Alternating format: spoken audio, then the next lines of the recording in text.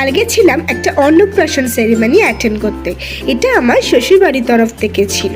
আমরা ভাবলাম আমরা হয়তো সববার লেট, বাট না, ভেতরে গিয়ে দেখি মারাত্মক ভিড়। তো আমার শ্বশুরবাড়ি অনেকে তখনও খেয়ে ওঠেনি এবং সবাই খুব গল্প গুজবে ব্যস্ত। তো আমিও বেশি দেরি না করে বাচ্চার মাকে গিফটটা দিয়ে আমি একটু গল্প গুজব করে নিলাম এবং আমার যারা আত্মীয় রয়েছে তাদের সঙ্গে একটুখানি ফটো তুলে নিলাম।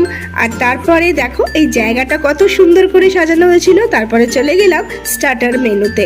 ফার্স্টে ছিল কোল্ড ড্রিঙ্কস, তারপরে ছিল বেবি কর্ন, আর তারপরে ছিল চিকেন 65।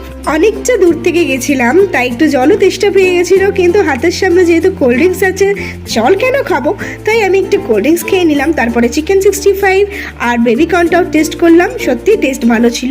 এবার যাবো আমি মেন কোর্সের দিকে, বাট মেন কোর্সের ভিডিওটা আজকে দিলাম না, আসছে কালকে। সবাই ভালো থেকো, সুস্থ থেকো। Thanks for watching.